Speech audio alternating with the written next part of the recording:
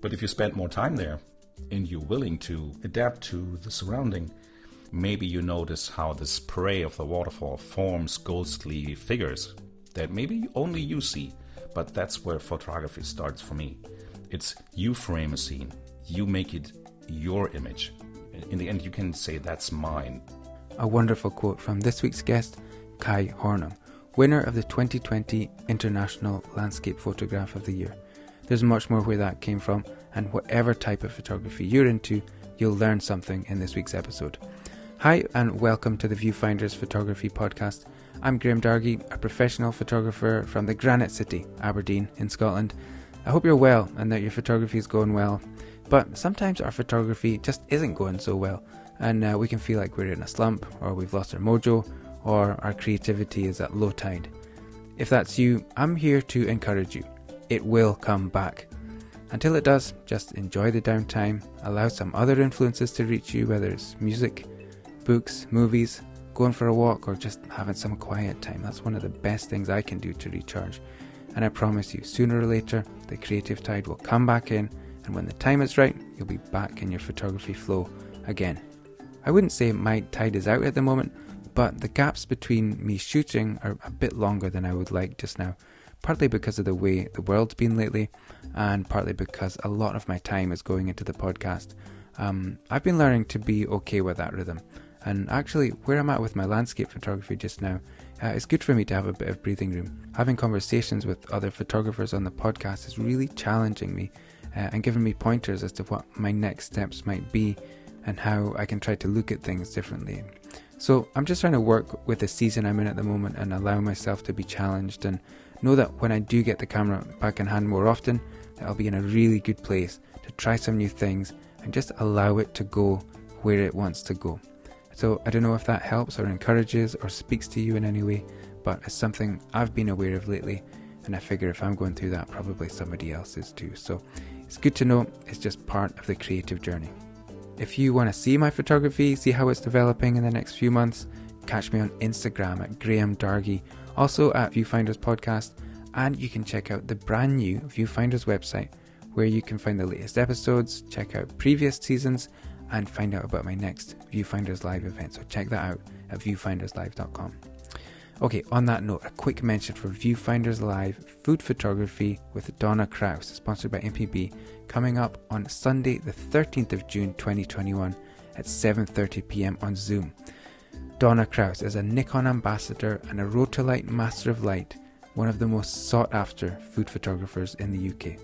Donna's fantastic, one of the most creative people I've met in photography, and one of the absolute best at what she does. So join us on Zoom to learn how Donna creates her amazing photographs, including styling, camera settings, lighting, and much more. If you're into food photography, still life photography, or if you just want to expand your photography knowledge and hang out with one of the world's best photographers, then come along Sunday the 13th of June 2021 at 7:30pm on Zoom. Tickets are available now for just £12 at the Viewfinders website, viewfinderslive.com. Links in the show notes. Do not miss it. Thanks to MPB for sponsoring the event and also for sponsoring this season of the podcast. Trade in your unused camera gear to MPB to get something that you will use, or just to get some money in your pocket. MPB makes selling your kit easy, and anything you buy comes with a 6-month warranty. So go check out their website, follow them on Instagram. Links, of course, are in the show notes. Okay, my guest this week is Kai Hornung, a landscape and fine art photographer from Hanover, Germany, who won the 2020 International Landscape Photograph of the Year, only a few years after getting serious about photography. I loved this conversation. Kai has a great approach to his photography, and as a relative newcomer, he's not constrained by some of the established ways of thinking about landscape photography. Kai's background as a musician and songwriter means he has a creative confidence that helps him to bring a real maturity to the image making process. We talk about how a trip to Ireland opened Kai's eyes to landscape photography, how and why he leaves his images open for interpretation, how to look for new pictures in well-known locations, the parallels between music and photography, and much, much more. Usually I like to change topic from one episode to the next, but I thought this followed on so nicely from the conversation I had with Paul Sanders last week. And so if you enjoyed that one, you're going to love this one. Here's my conversation with Kai Hornung. Kai, hi, welcome to the podcast. How are you? Hi, Graham. Thank you so much for having me. I'm good. How are you? Yeah, I'm great. Thank you. It's a pleasure to have you on. I was really a few things about your work that really I found so interesting. And when I went on your website, I read your bio. I found that really interesting. I was interested to talk about your backstory and some of the different photography things that you're doing. Before we get to that, how about we start with you? Can you introduce yourself and tell me a little bit about your photography? Sure. Well, yeah, my name is Kai Hornung, and I am a German landscape and nature photographer with a tendency to go into the fine art sector, whatever that is. And it's not too long ago, actually, that I started photography. I started in 2016, which in photography years, it's just 5 years ago. To me, it seems like a long time, but I get it that most people consider it as being rather new to photography. And, well, I'm back in 2016, I was on a business trip to Ireland. I don't know if I'm allowed to say that in Scotland. I know there's a history, Ireland and Scotland, but Truth be told, it started in Ireland. I was on a business trip, went to the coast, fell in love with being in a rough environment, watching the waves crash underneath me and having a camera in front of me. Hardly being able to handle that thing, but I managed to take some photos and got hooked. And ever since then, always enjoy being outside, trying to take images, and went from there and somehow managed to make this a side career or a second profession. Yeah, you've touched on a couple of things I was going to bring up there. So you're right, in photography years, 5 years, I mean, to me, I've been at this a lot longer than you. And it's a mix of emotions, because I find your story really inspiring, that you can come so far in 5 years. But at the same time, it's really annoying because some of us have been at this for years, and we still feel like we're going backwards. But it's great. And I was curious about what happened in Ireland, because I read that in your bio. So was that the first opportunity you'd really had to throw yourself at landscape photography? It's not that I had the camera in my hand for the first time. I mean, now I just turned 46, so I had a life before. I had a happy family life, but that took turns into the bad and ended in a divorce. That was back in 2015. So after, this major shakeup and getting kind of resettled, I figured, what to do with my free time now. Before I've always been a singer in bands, so that had been my major creative outlet. But back then, I liked doing photography to document family travels and play around with the camera. Yeah. But I didn't have a specific theme or subject or whatever to do. But during that time, I still had a voucher lying around to get some camera gear, and I always wanted to upgrade my entry-level gear back then. So in 2016, I finally got myself a new camera, and spent my time looking at YouTube, watching videos, and learn how to, or what time of day it would be good to photograph, kind of learn how to take photos. And after playing around with my camera, that business trip came up. And I had looked where I was staying. There was a Sligo at the West Coast, and figured what time was the sun setting. So during that evening of the first meeting with colleagues, I told my Irish colleague, would it be possible to just sneak out and maybe hit the ocean, because I would like to photograph there? So we both went, and that's where it started. I liked being outside before, but that very moment, maybe also because it was a very different scenery than to what I had been used to, my travels before were classic tourist travels to the warmer countries, Spain, Portugal, or whatever. So standing there, shivering in the cold, my hair flying around, and me not caring about that, and just enjoying this rough environment and trying to be creative. I don't remember if I had this flow feeling back then already, but I guess I did, because it felt so good that I wanted to do this again and again and again. And then I started traveling around inside Germany. During that year, I was traveling a lot anyways because of a project I was working in. Maybe I should explain. My main job, my full-time job still, is being a human resources consultant. And that led me to being in Ireland twice back in 2016. So during my free time, I started traveling and taking my camera with. And you know how it is when you start. You get so hooked. You get so maybe over-enthusiastic. It's all I thought about. When my colleagues went to the bar during my business trips, I went up to the hotel room and learned how to edit images. And read books, watched videos on how to improve location scouting and everything. So I think this enthusiasm right in the beginning led to a lot of learning, a lot of fun, and I guess that got me a major start. It's amazing the resource that we have available with YouTube. Yes. Don't you think, and other platforms as well? But it gives someone an opportunity to make a lot of progress quickly, to start. And after that, it gets really confusing. So YouTube, I mean, I get asked how to improve photography a lot, and I also teach. So it's a good question. Although nowadays I would say more or different questions would be more important, especially why do I photograph? Because that goes back to the soul, and not how to do things, but why. But that's a different topic we might be able to touch later. But YouTube is a good platform to give you a start and to learn fast. But then I recommend everybody then get more quality content to learn. Go to the pros, buy tutorials, buy books, or buy mentorings or workshops.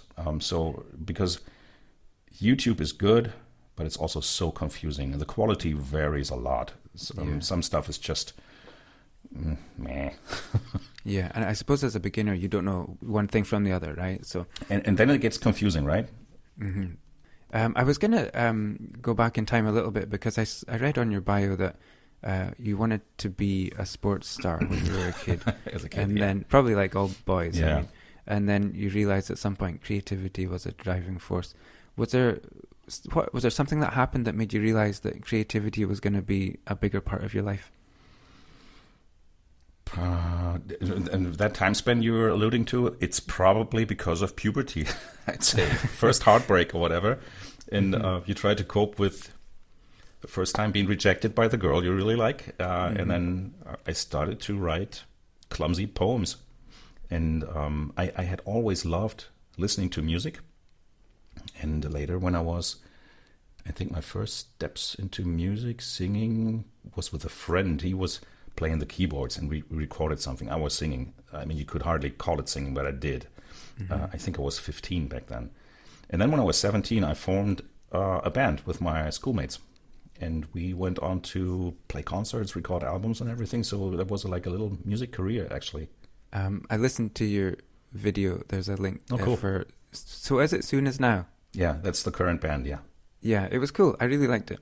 Thank you. And okay, that we can segue into your work, photography work from here, because you were talking in your bio. I've obviously read your bio about creating images that sing, and I wondered if you can talk about what that really means to you, and how you approach that, and what is it for you that really makes an image sing? Good question. Well, maybe going back to the music days, I'm a singer of a band. Which allows me the luxury to not having to be able to play an instrument. Sounds a bit clumsy, but that's what it is. I was kind of relieved to hear one day that Michael Stipe from R.E.M., he doesn't know notes. And I don't really know either. I mean, I can play maybe 7 to 8 chords on a guitar, but that's about it. So usually with my bands, we always... write our own music. I mean, every now and then there's a cover version, but mostly it's writing our own music. So when I'm doing vocal lines, the melodies, it comes from within.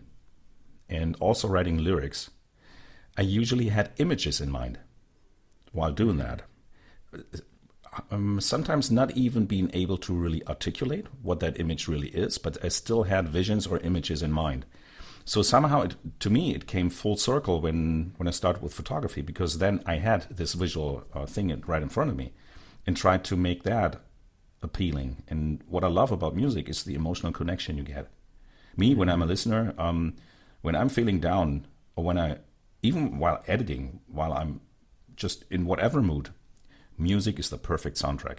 And I love good lyrics too. So that interacts, gets me moving. And I think the best thing you can achieve as a photographer is have your images do the same. I mean, music and photography, I would say it's not on the same emotional level. Music touches you deeper. At least it does for me, and I think it does for most people. But if you're able to make images that people can relate to, that can have an emotional connection with, feel some empathy, I think then people are able to reflect their own emotions in that image. And lately I've found more and more joy in having images. I call it open. The more I have an image open for interpretation, the more I leave room for the viewer or the audience to get in and have their own interpretation. And many, many years ago, Minor White said something like, it's not so much important what the photographer thinks about his image. It's way more important what the audience does with that in their own minds. And that, to me, it's getting a bit long now, my answer, but that to me comes full circle, because 25 years ago, I went to museums and I loved looking at abstract art, abstract paintings. And now doing intimate landscape photos with more abstract scenes, deliberately excluding skies, to not give any orientation, not give any sense of scale, might be confusing to some. But to me, it makes an image open for your own interpretation. And that's when I think an image starts to sing, because it resonates inside of you. And you are able to make your own connection, your own interpretation. And I'm perfectly fine, and always have been also with my lyrics. I like ambiguity. I know that drives some people mad because they want a clean answer. But I'm perfectly fine with ambiguity. So if I think I say A with my image, I'm perfectly fine if you interpret it as B. That's all good. That makes it really interesting. Always has been that way with my lyrics too, which doesn't mean I always make it that way. And also the lyrics I wrote in the past, some were pretty straight out, and also some of my images are pretty straightforward. I mean, when you shoot a well-known waterfall, there's not so much interpretation in there, but I don't mind that, but still favor the more abstract or more intimate work. That's a really great answer, and I think in landscape photography, a lot of the time we are going to a particular place. I don't know how much you do this, and maybe you're moving away from this from what you've said. I don't know, but a lot of the time we do go to a particular location and we want to get that shot, you know. And so in that type of photograph, I don't know how much room for interpretation there is. So you're starting to bend your style maybe away from that kind of nice picture of a nice place, into, I don't know, looking at more of the details of the landscape or the textures that are around you. 'Cause one of the things that I noticed about your abstract shots, you don't know if it's an aerial shot of a large area or if it's a macro shot of the side of a tree or something. You couldn't know. And you have to really study the images. I think that maybe that's what you're talking to about, allowing people, or leaving room for people to really interpret it. Yep. And I mean, nowadays in our fast-paced society, I mean, speaking of Instagram, as sad as it is, but a main compliment is if the audience just takes time to look at your image, right? I mean, in Instagram, we used to just scroll through, and how many seconds do we pay attention to an image mostly? It's maybe a fraction of a second. So to have somebody stop scrolling, looking at that, and making up your mind, what is this actually, what I'm looking at? Maybe it's sad to say that, but maybe for our time where we are right now, that's maybe a compliment if you can pull your audience to stop and look. It doesn't always work, but if it does, well done. Yeah, it's great. I'm gonna touch on that later, actually. So we'll circle back to this. So when you go out to shoot, then how much are you having an image in mind, and how much are you just visually aware and looking for different things?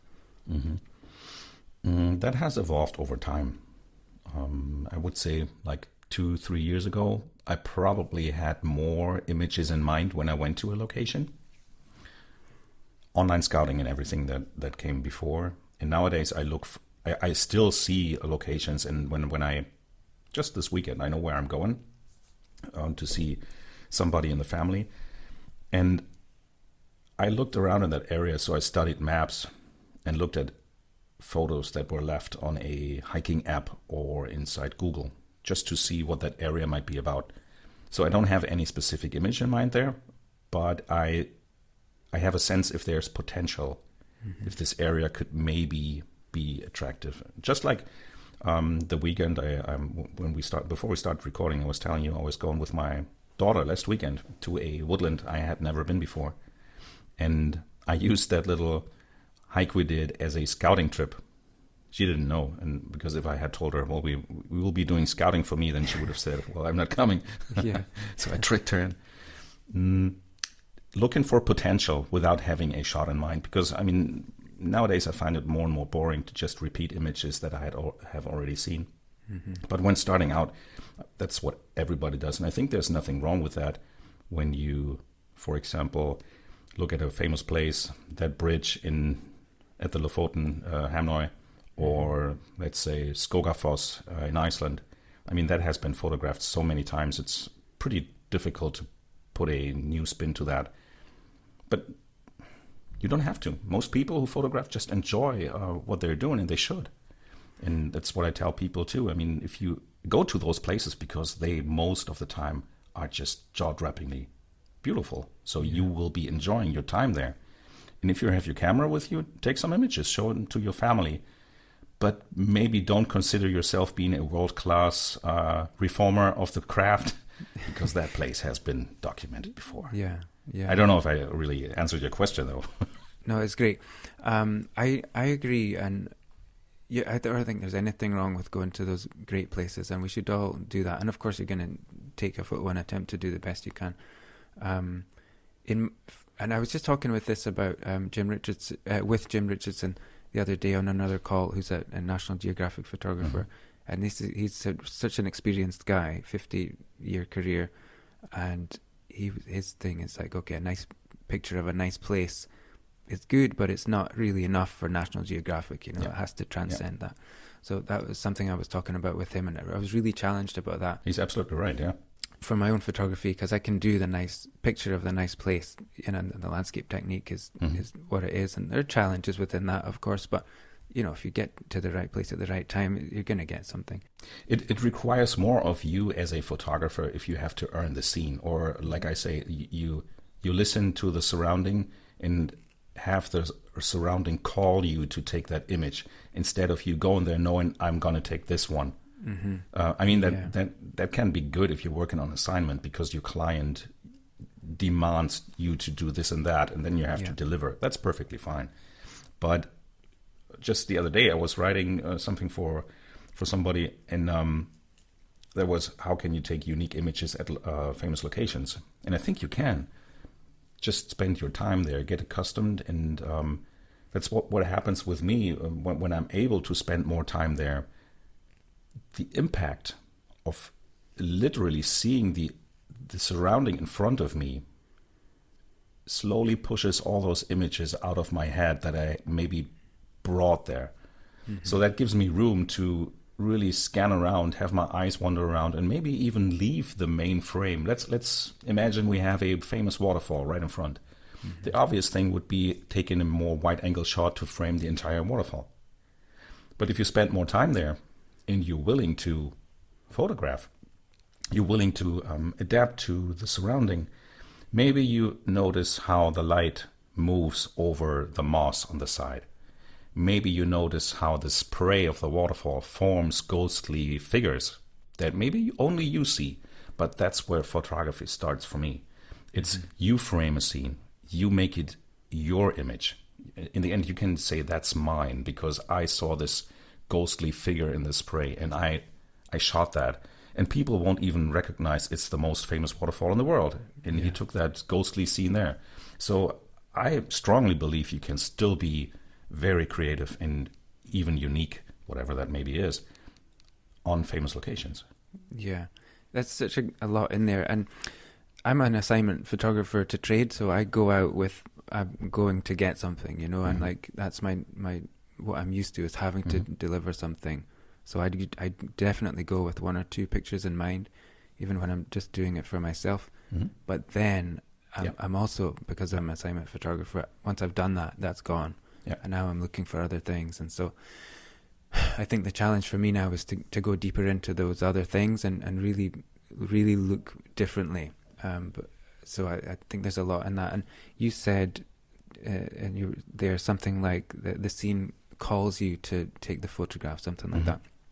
I thought that was a brilliant way of putting it, but you have to invest the time to build the relationship with the location, I suppose, to get that out of it. I was talking to Paul Sanders the other day. I don't know if you know Paul Sanders. He's an English landscape photographer, brilliant guy. And he was saying he receives photographs more than takes them, which I think is similar to what you've said. Yeah, very good explanation. It is. Yeah, it's fantastic. But to go deeper, to go beyond nice photo of a nice place, I think these are the places and the thoughts that we need to go to. So I'm loving that. I love that. And I think this also has to do with experience. Once you have experienced this many amazing skies, this many sunsets, sunrises, this many Milky Way skies, maybe you're not so crazy anymore to redo this again. And then you're able to adapt more what's actually happening in front of you. So I remember so many instances. I mean, usually I try to avoid being with other photographers on locations. But when I am, I remember, and I guess everybody has heard that some folks call out, "Oh, that's such a boring sky, no clouds," or I don't know, just dull light. And I kind of smile because I don't think there is such thing like bad sky or bad light. You just need to adapt. I mean, if the sky doesn't give you anything for the scene, then don't make it a scene with sky. Exclude it. Or if it's a completely dull, overcast sky, that sometimes puts people off. But just go out into the woodland and enjoy that you don't have those harsh contrasts, or that the greens are more natural then, which enables you to work much easier in post-production. I mean, it's you don't have to imagine golden hour. Everything washes out. You don't have any color contrast. So sometimes it's a blessing for some areas to have no overcasting light, no overcasting colors, so that you can work the image really like it is. But that requires you to adapt and drop your visualization. That's the word. Drop that and adapt on the scene. And I think you will end up being way less frustrated. And you will end up with more images. If they are all great, I don't know. I mean, it's all good if you just return home and you realize, well, no real photo this time, but I was outside and it was time well spent. Let's go into the abstracts. Because you were saying that creating art in the outdoors is the greatest thing there is. So you can really feel that enthusiasm and that passion from you when you talk. What would you say is your approach to abstracts? Because as I was saying, that the shots, they lack a sense of scale sometimes, which allows you to not know what it is in a good way. So you're shooting, sometimes you're shooting aerial with a drone, sometimes I guess you're shooting close-ups, it seems, with the camera, with your nose right against the ground, against the mud cracks maybe. Is that just pure visual awareness? Is it pure experimentation? Is it just being unconstrained by those preconceptions or pre-visualizations, as we've both been struggling? I'm glad I'm not the only one struggling with that one. So, yeah, what's your approach to abstracts? I think it's a mixture of all of the aforementioned. Now, truth be told, I still feast on many of the aerial images I took during a flight above Iceland, which was not taken by drones, but from a Cessna. I still have so many images from there, and I still keep coming back to those images, editing them and releasing them. So some people might think, well, he's always flying the drones, but I'd say most of my aerials are from that flight, in which I would love to do again soon. I also photograph by drone. I like that, but nowadays there's so many restrictions flying drones. I haven't even unpacked my drone since my last trip to Iceland, which goes back to August last year. Yeah. So drone photography, I use that, but I wouldn't call myself a drone photographer because I don't do it often enough. But photographing, for example, mud cracks or decaying leaves in a creek inside a forest, that's attention to detail and some kind of curiosity, playfulness, like maybe a child does have. And that may sound a bit strange. I mean, I'm a mature man, well in the 40s, so maybe that sounds a bit childish, saying, well, he's going playful. But I think in order to be creative, you need to have that mindset. But I'm not forcing myself into that, because once you force yourself into being creative, you're bound to fail. But if you walk around, and for me, it's just pure fun being outside. I see how clouds move. I see how bushes move in the wind, and sometimes I just notice things that I find attractive, and that can be details on the ground as well. My eyes wander all over the place, and then if I have my camera with me and I have the time, I mean, that's a big issue there, time.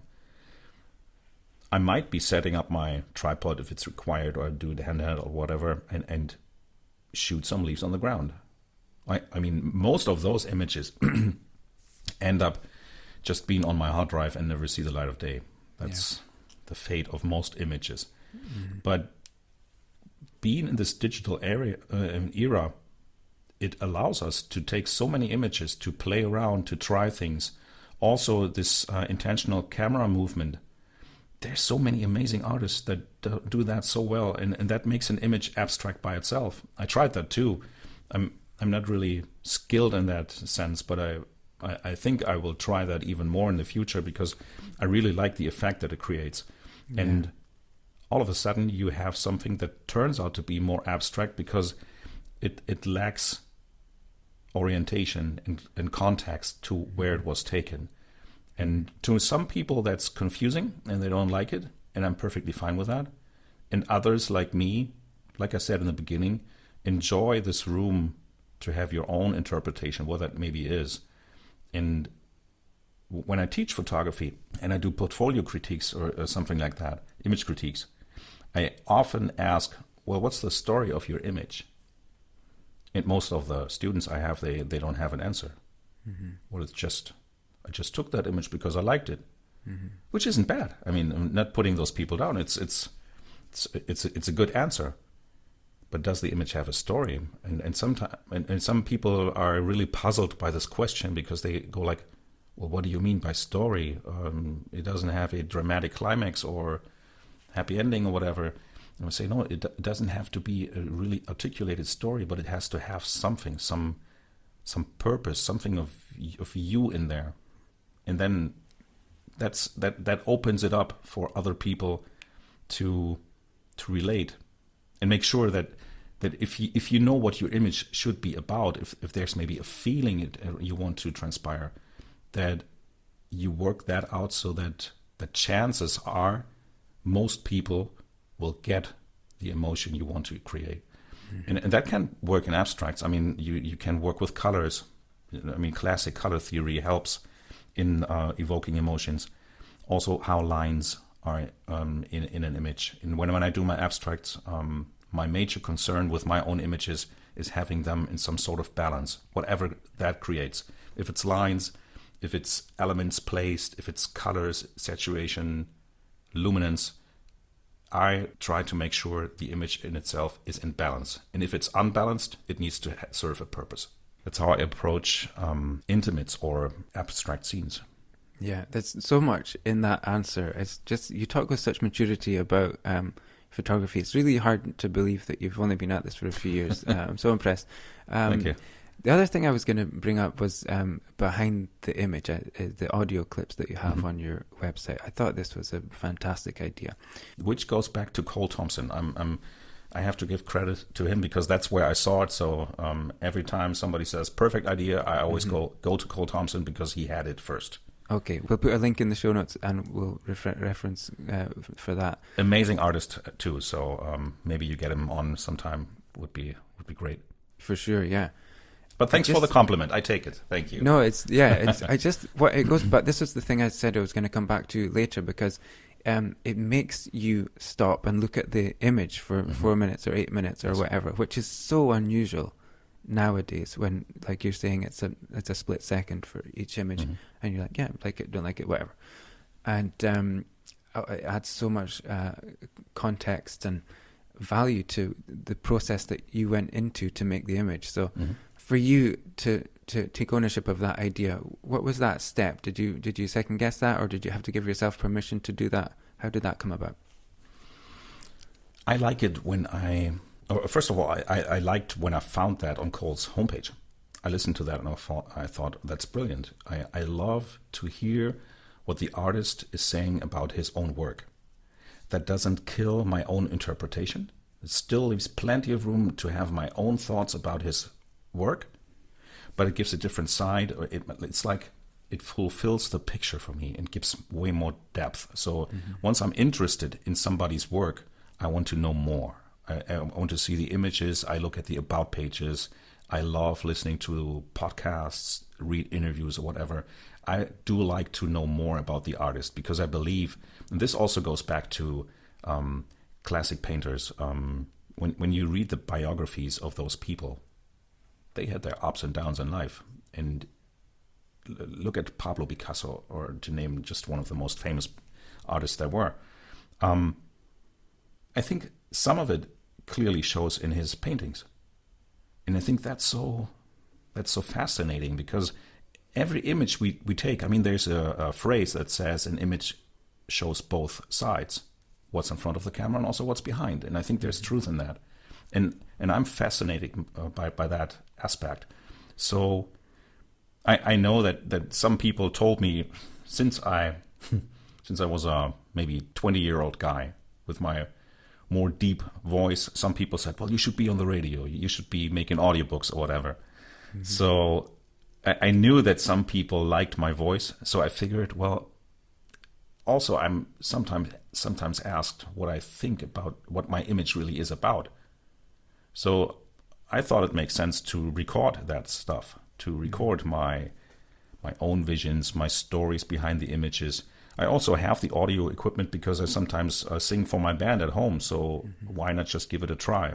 So I think I did 4 or 5 clips, uploaded on my homepage just to see how the reaction of the audience is. And of course it's not for everyone. Many people don't even have time to do that. But the ones who did and reached out to me, they were really, really positive. So I will continue doing that. I think it's fun for me to do that. And I like to talk about these things if I have the time. And it's really rewarding when people care about it and have an interest to dig a bit deeper, even deeper than what's seen in the image. Yeah. Just let's pick up on one of those shots then. One I listened to when I was preparing for this call was with Black Rock. And I thought that was really interesting because I had noticed that you didn't have a lot of black and white shots on your portfolio. I kind of struggle with black and white the moment as well. I think the conversion just has to be really, really good for me. And I find it hard to just get it in the right place, you know? Can you talk a bit about your struggle with black and white and when do you know you're onto it with a black and white image? The struggle is real. I think there's so much work involved into making a good black and white image. And what I struggle with the most is having the right contrast level. Because going back to Ansel Adams in his 10-zone system, which had much to do with printing, which is not so much an issue with the digital world nowadays, because most images aren't printed, and Black Rock, for example, has never been printed yet. But still, the logic behind it is have different levels of luminance, also many different levels of gray, because that's in between white and black, to give separation and dimension. And I think that's just the mere black and white conversion inside Lightroom. I mean, you can just point and click and make it black and white. That doesn't cut it. You need to add so much more depth and contrast. I work with different level adjustments and tone curves on different color channels, which sounds strange maybe because we're talking about black and white, but still, if you pull down the level of the blues, for example, the sky gets considerably more dark. So you can tweak all of that, and I don't do that often, maybe because I lack vision of seeing my own images in that contrasty black and white. The more reduced I work with my images, the more it makes sense to go black and white. And with that specific image, well, I kind of like how the rocks are placed in the water and also the movement of it, but the light wasn't given anything. The sky wasn't really. I was thinking, well, could I just make it more moody or whatever?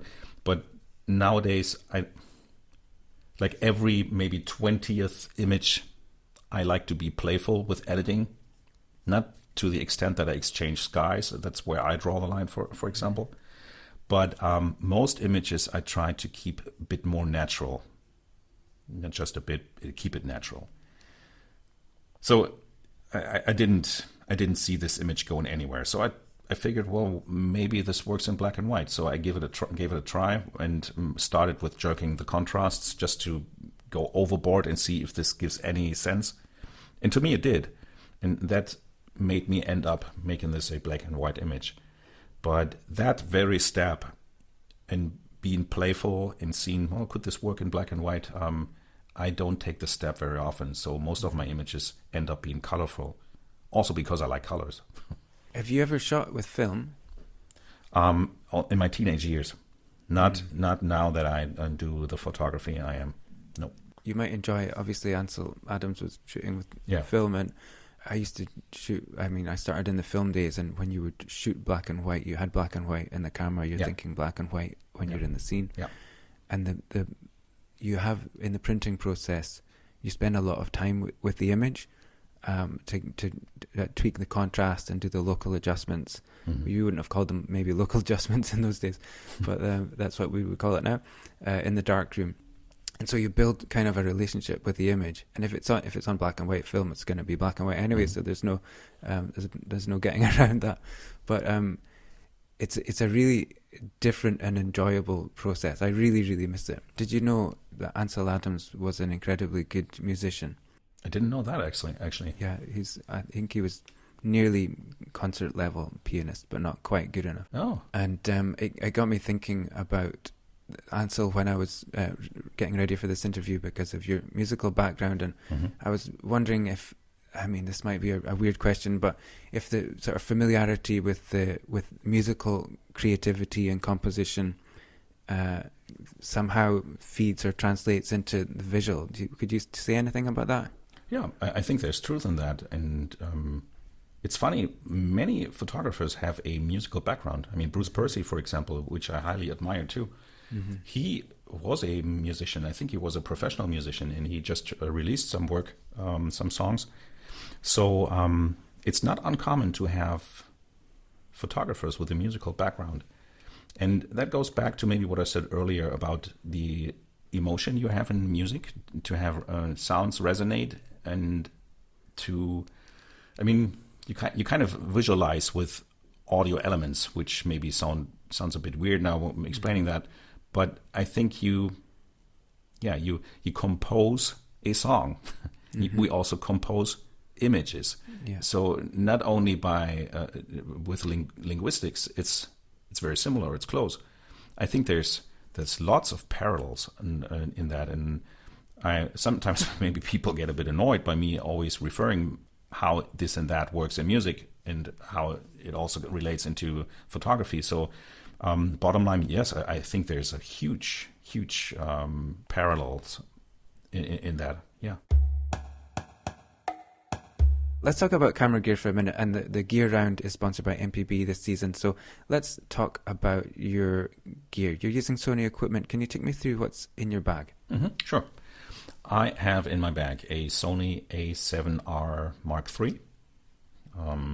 3 years old now, so, well, I'm sort of maybe having half of an eye on a new camera body, but it's doing a great job. So I'm no gearhead. So to me, it's a tool to create my art, and it could very well be a different brand. But I 2016, what I explained, I got myself a Sony A6000 to photograph. That's where I started. So I stuck with Sony and went full frame. Yeah. I also have a couple of lenses. Mostly nowadays I shoot with my Sony 100 to 400 lens, the G Master. More often I also use the 24 to 105 because of the focal length that especially when you're in the woodlands, it just pretty much covers everything you need there. Especially when starting out, I preferred using my 1635 G Master, also good for night photography. Talking about night photography, I have the Sigma 14mm lens 1.8, which is very good for night shots. So that's about my, and the 70 to 200 I have that too, but that I hardly ever use that since I got myself the 100 to 400 lens. So I see myself pretty much covered throughout the focal lengths I really need. I considered getting myself an extender to have it even longer, up to 600, but I think I don't really need that length really, especially not when I'm not able to travel. Well, yeah. And then filters, are you using filters? I was a ambassador for a filter company, so I still have those filters. I have the Hira filters, whole package, like pretty much everything there is. But nowadays, I hardly ever use filters anymore. And when I'm in the field, I try to spend the least time necessary on gear. I want to focus on why I photograph, what speaks to me, instead of how I do that. So every time I have to take out filters and play around with that, set it up, take it off again, that just turns my attention away on things that are not necessary there. So a polarizer, that's really helpful. I need that every now and then, especially in the woodlands or when you photograph water. But other than that, I haven't done long exposures much anymore. And when I do, for example, with waterfalls, I don't even take such a long exposure. I mean, with most waterfalls, beginners think you have a 10-second or longer exposure, but you don't. It's usually just a fraction of a second because you want to have some structures in it left. And I'm just lazy. I lower the ISO to 50 and maybe take a different aperture to reduce the amount of light that gets in, so that way I don't even need a filter and I need to grab into my bag. But I have filters, yes. Yeah.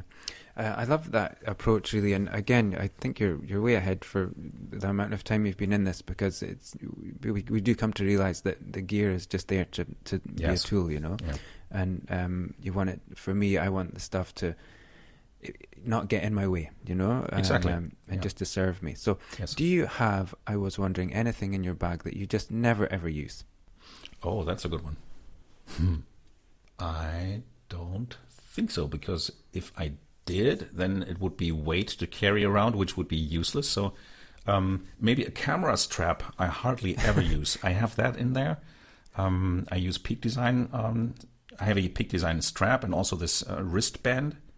That wristband usually is on my camera all of the time, but that camera strap to have it hanging around my shoulders, I hardly ever use that, but I still have it in my camera bag, and it hardly weighs anything, so that's fine. Yeah, that's not doing you any harm. Yeah. Well, what I find is most photographers have something that they're never using. So if you, the listener, have something you're not using, you can trade it to MPB. MPB is the leading place to buy, sell and trade camera gear. They do thousands of items every week, and everything comes with a 6-month warranty. So I'm going to put a link in the show notes where you can get a quote for selling your unused kit to MPB, and I'll make a link for all the gear that Kai mentioned. So thanks again to the good people at MPB for sponsoring the Gear Round. Okay, that brings us on, if you've still got a few minutes, Kai, to a round I call double exposure. And I'm going to ask you about a particular image, and then maybe there's one in particular that you can tell me about that's got a great story attached to it. So there was a few shots I could have got to, and I thought it would have came up organically before this, but I want to give you the chance to talk about the shot that won you the International Landscape Photograph of the Year, which to me, it kind of makes you the world champion of photography. So I feel very privileged to talk to you about that. And I think it's the flight that you were referring to, maybe that's when you got this shot. Yes. Do you want to talk about that shot for us? Sure. Well, it's one of the, I think I ended with 2,300 images on that flight, just because I was in continuous shoot mode, because when you're inside a moving plane, you need to have a very fast shutter, because obviously you're inside a moving element and you want to have your images sharp. So I went to 1,250th of the second, which is pretty fast, which also means not much light in your camera. So opening your aperture was required. Also, that flight was 3 hours until sunset. So you can imagine light gets less and less over time. And so when the plane moved into an area that I found exciting, I made sure to photograph away in continuous shoot mode. So of course I ended up with many more exposures than I would need in the end, but better have than need. I saved, like, imagine you fly around a glacier and you find that interesting. So I shot away like 10 to 12 images to later pick on the computer if I have the perfect angle. Also with that specific scene, which was shot in the Landmannalaugar area in the highlands of Iceland, when we flew there, I had never been there before myself. That changed like 2 or 3 days later, because then I drove into that area and hiked there. But during that flight, that was the first time for me to really see that area. But I knew it from images, for example, like Handstrand. So when flying above there, I was like, okay, that looks really cool. Great valley there with a zigzagging river. So the light was really dim, and the file that ended up being on my camera, most people, if I would show you the raw file, most people would say, well, I can't really use it anymore because it's thoroughly underexposed, and maybe unusable because of that. So for me, editing this image in the end meant recovery. And that's the great thing. When you have that gear with high dynamic range, you can really, really work those files still. I mean, of course, you have to see how much you can do, because I think the ISO on that shot was 640, which is pretty high already. So if you try to pull on the shadows, you reach a point where you have considerably a lot of noise in your image. So of course I had to balance that. But that specific shot, that specific scene, I found the composition really, really appealing to me. And I made sure that I exclude the sky on that one. I have some more images a bit wider, so they have the sky. Actually, the sky was nice. It had pretty dramatic clouds and light coming in, late summer light. So it looks pretty cool with the sky in it too. But this way, with the exclusion of the sky, I think it's way more intimate. It lacks a bit a sense of scale to the viewer, which to me makes it a bit more interesting. I wouldn't call it an abstract image because you see right away that's a valley and there's a river. I mean, that's a dead giveaway, so I wouldn't consider it being an abstract. But it's more an intimate scene of an area, and that area itself looks like, I don't know, God went crazy by painting on the landscape because of the different oxidations and the colors there and the rolling hills. It looks absolutely crazy. Yeah. Did I think I could win a contest with that image? No, absolutely not. I mean, I have entered some contests, and when we started talking, I was referring to ambiguity. And I'm ambiguous with that too, because on the one hand, I think art isn't meant to be entered into contests. Because, I mean, go into a museum, you don't see rankings of images, and thankfully so. So why do I enter contests? On the other hand, why did I enter there, and why do I enter like 2 or 3 contests a year? Because I'm still, there's a competitive side of me. Maybe that goes back to the sports days in my earlier years. And I still like to see how my images do compared to others. And with those really big contests, I mean, after winning that contest, I have never had that much exposure on media like I did with that. So for my photography business side, of course, that was very helpful. And I'm more than happy that I won this contest. Lucky me. I mean, there were so many amazing images in there. I would have picked in front of mine, but I take that every time. And once I got notified that this specific image won, and then I had the photograph of the year, still kind of have to pinch myself to believe that. It's great. Yeah, it's really a fantastic shot. But like you say, you could never. I mean, who knows why they picked the one that they pick? You can never know that. So, not to knock it or anything. It's just you never know how that's going to go. But it's an outstanding shot. Thank you. So yeah, congrats for that. It's really amazing and an amazing achievement. I'll put it back to you. Is there one particular moment in your photography journey that really stands out? One shot that's got a really epic story that goes with it? There's an image that many people refer to me, and that maybe a bit going further with that. I don't know how it is about you, but sometimes you make images available to the public. And some of them get really great responses. And you think like, well, I considered it being more of a so-so shot of mine. Good enough to release it, but not like a personal favorite. And then there's others, you think those are great. And some people go like, nah, you had better. So I have one specific image that's a waterfall with a seagull in it. That's one of my personal favorites. And it's also one of the ones that got the best response. So that was pretty close to with each other. And why am I picking up this one now? Because I think this one was taken in 2019 in Iceland, in an area that does have a very famous view into a valley. It was once called the Hidden Canyon, which in the internet is a dead giveaway that it's not hidden anymore after calling it that way. So I hiked there with my travel buddy Mikkel, and we had a great time there. I mean, it's a fantastic place. And there's another waterfall on the other side of this canyon, which doesn't get that much attention usually in images. But I noticed that there were seagulls circling all of the time in this canyon. And we were waiting for the light to improve on the canyon. And I was starting to play around with shutter speeds on that waterfall to get a shutter speed that has some motion in the image, in the water, but still enough structure to feature the power of the moving water. And I thought, well, it would be kind of cool to have a seagull in there, to have some living element in this image. So I ended up taking many exposures once I had the shutter speed nailed to try and have one moment with a seagull.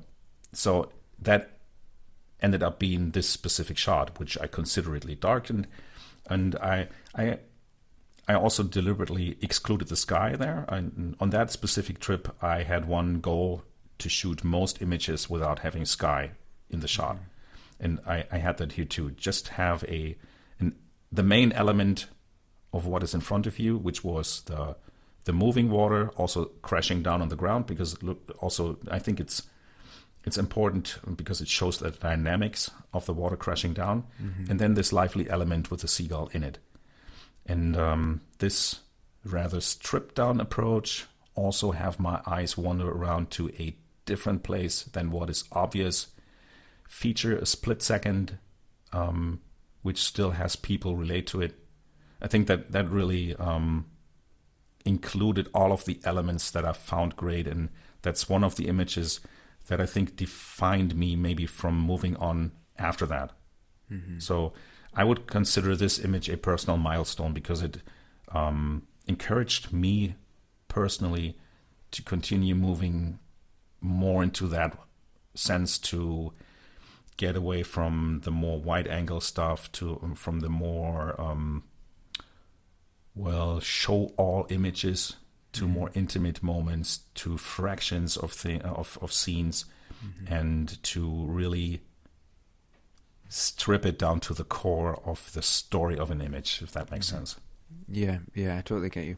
It really is quite a beautiful image, and I can totally relate to you about there's those shots that you have every now and again that just they move you to a different place. So, and back then, sorry, I was so happy to have that image inside the book for the International Landscape Photographer of the Year that year. It was the first time I had an image in the best 101 images, and I was so happy to have one in there, because that for me was like the holy grail.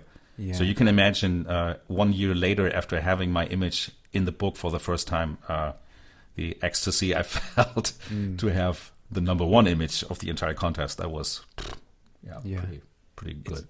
When it's one that you like, though, like go back to what you said, when sometimes the images that you really love, people just don't get them. Exactly. But it really can validate that, okay, your way of seeing is okay, and to encourage you to continue to do that going forward.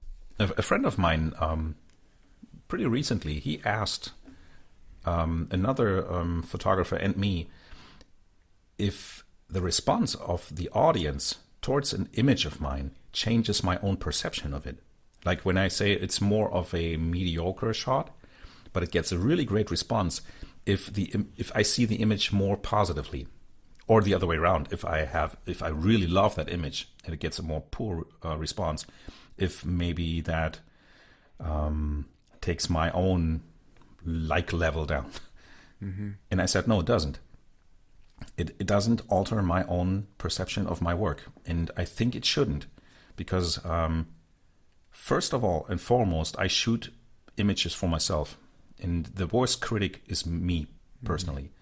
And if people, I mean, it goes back to, but I don't know if it's how it is with you when your students ask you, is that a good image? I don't think there is such thing. What is a good image? I mean, that's like asking, here's my favorite song. Do you think it is good? I mean, ask 100 people if they like that song.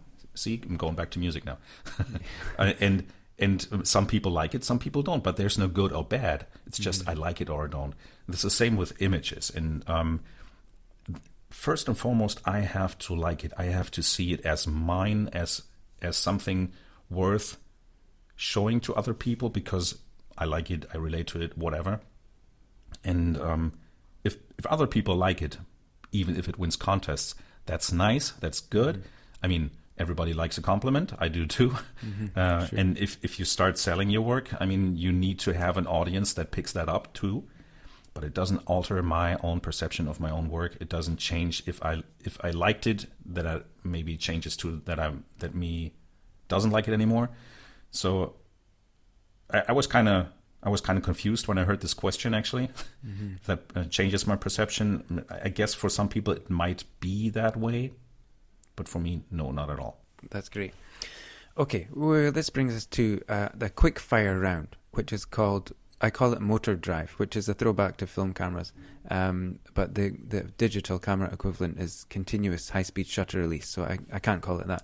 Right. So, okay, quick fire round. Number one, wide angle or telephoto? Telephoto. Coffee or tea? Coffee. Okay, this is a good one. Expensive lens cloth or just the corner of your shirt? Probably the expensive lens cloth. Okay, good for you. Okay, this is the music round. Wind of Change or Dida? Oh, okay. Oh, yeah, I get it. Yeah, okay. Dida. Okay, cool. It's quite annoyingly catchy, isn't it? Yeah, both is. And Wind of Change. I mean, a Wind of Change is from the Scorpions, obviously, from my hometown, actually. Oh, really? But I've never really liked that.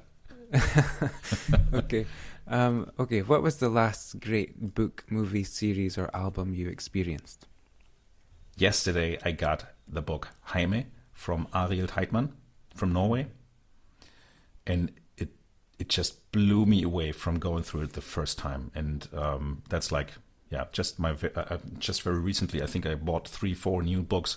But this one is lying here like a meter away from me. It's brilliant. So if you guys ever want to buy a new book, check Arild Heitmann.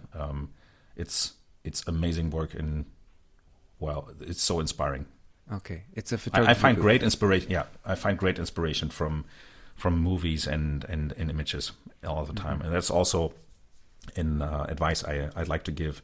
Once you find yourself in a creative rut, don't worry too much. Just watch movies or read books, and I bet it comes back. Again, you have such a mature approach with your photography. Nowadays, just because I'm old. Yeah, well, that's what I'm getting at.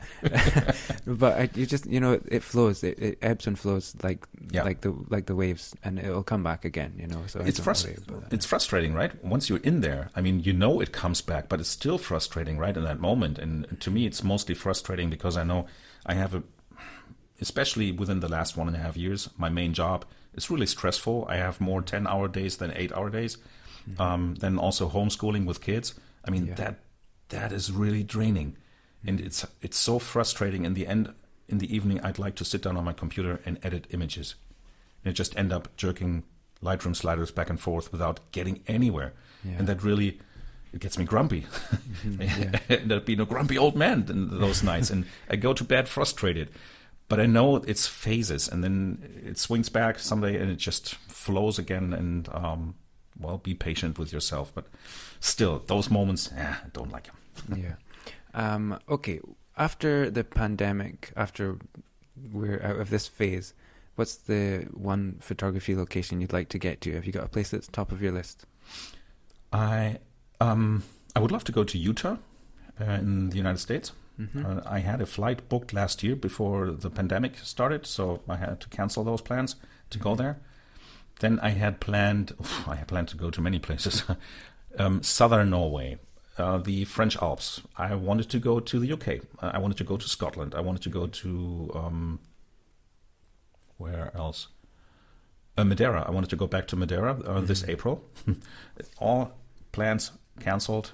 Now my buddy Mikkel and me, we are talking about maybe going back to Iceland in summer or going to Madeira. He hasn't been there yet, and my first and only time was back in 2018, and I think I have quite evolved as a photographer ever since then, so I would love to photograph that place again and do it more justice. So maybe Madeira will be next. I don't know. And I always love to go back to Iceland, so I wouldn't mind going back there either. But Scotland, for example, you Scottish people, I would love to go there. We're so lucky here. We take it for granted, because it's on our doorstep. But one of the events I was running, I mentioned before, with Mark McCall, he's a Scottish landscape photographer, and we know about all the locations we have, but when you saw them all together in his presentation, one after the other, it's kind of mind-blowing what we have here. So we're all looking forward to getting out on the road again.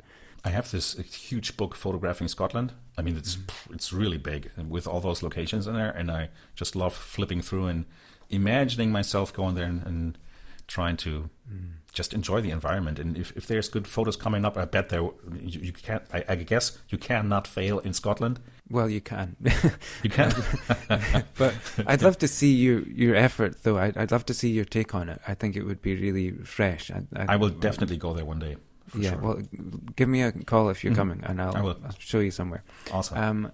Well, I might meet you in Madeira because for me, I'm sick and tired of the cold. I'm cold all the time now, and in Scotland it doesn't get that warm even in summer. So what's been in my mind is to shoot in the Canary Islands or in Spain, because I know there's a lot of good spots in the Canary Islands. So I was going to bring that up, but it just hasn't come up naturally. But maybe you can give me some Canary Islands advice, and I can give you some Scotland advice later. Sure. Okay, and that brings us to the last question. When do you feel at peace with the universe? When I'm creative.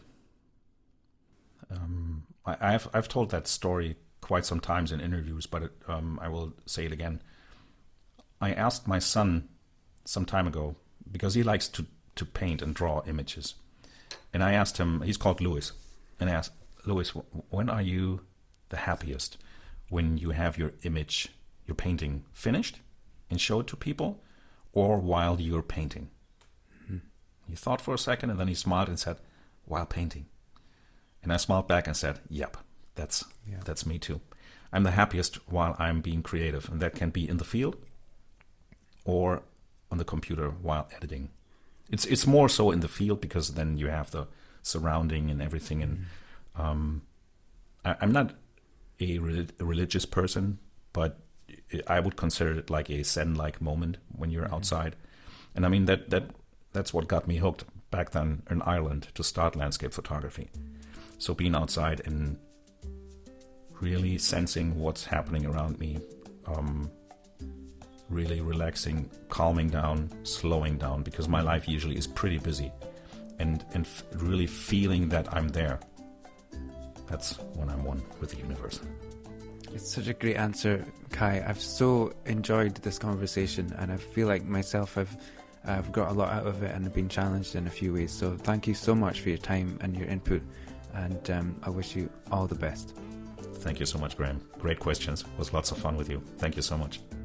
Thanks for listening. Follow Kai on Instagram and check out his website to find out more about his photography, his online tuition, and his location workshops.